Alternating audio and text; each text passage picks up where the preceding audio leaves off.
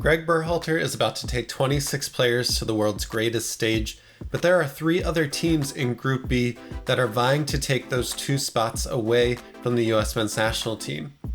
Now, Gregg has shown himself to be a continuous learner and someone that has improved over the course of his tenure. And watching Leeds United beat Liverpool over the weekend, I actually think there's a specific pressing shape that Gregg Berhalter can borrow from Jesse Marsch to top Group B at the World Cup. Now, we've seen Gregg Berhalter stick with the 4-3-3, and I don't think he's going to stray from that. I don't expect to see anything different. And at the same time, we've seen Brenden Aaronson and Gio Reyna rise back into form and fitness, and now we have a plethora of wingers and players that could play a creative 10 role. But we also know that Gregg doesn't like to play that role in his formations, so this is why I think I found a way to play Gregg's preferred formation and take some of the best things from Jesse Marsch over the weekend. Immense pressure lately. No, not that. What is up, everyone? My name is Jake and this is It's Called Soccer. I'm a UEFA licensed coach and I love to break down tactics and strategies, especially as it relates to the US men's national team. Now, if you're looking for that deep analysis going into the World Cup, make sure to subscribe below. And if you like this video and learned something new, make sure to press that like button so more people can find it. All right, let's present the problems that we're trying to solve in this video. The first one is pretty obvious, and it's our lack of depth at the number 8 position. After Weston McKennie and Yunus Musa, there's a huge drop off to Luca De La Torre. And with De La Torre injured right now, maybe in contention or out of contention for the World Cup, the drop off after him is even bigger. Is it Sebastian Lletget? Is it Christian Roldan at that next number 8 spot? The next problem we have is a good one, and it's that we have a lot of depth at the wing position. With Christian Pulisic and Timothy Weah, Brenden Aaronson and Gio Reyna, the US has a ton of depth at the winger position. Now combine those 2 problems, and that's what we're trying to solve today. How do we get our best players playing their best positions in Gregg's preferred 4-3-3 formation? Now let's take a look at some of these formations that Leeds was playing over the weekend against Liverpool and see if you can see what I'm seeing. Now, do you catch this?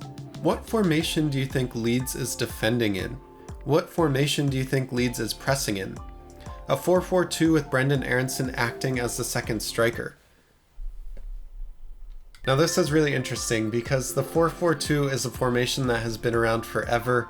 Sometimes it's in fashion, sometimes it's completely out of fashion, but his really stood the test of time, and it's done so for a very good reason. Carlo Ancelotti, in his book on quiet leadership, talked about the 4-4-2 being his preferred formation to defend in because the formation resembles the shape of the pitch. And in that sense, it's just easier for players to understand what space they need to defend and what space they need to take.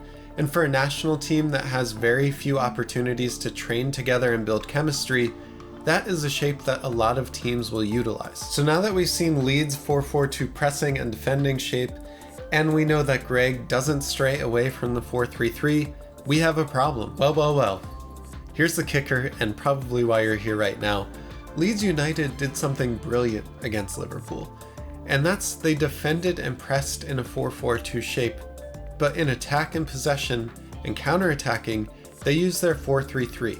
So when you look at Brenden Aaronson as the second striker, he would drop into the midfield 3, and their wingers, Somerville and Harrison, would actually push up into the attack and build out from a 4-3-3. This also included overlaps from the fullbacks, which is also really important for the US men's national team because we have players like Serginho Dest and Anthony Robinson who love to get forward. Nothing is perfect, but if we're looking for opportunities to get Aaronson or Reyna on the field with those other wingers and drop them into the most dangerous parts of the field where they can be creative, this is a way to do that. The other thing I want to point out before we go is that this shape allows wingers to push into space.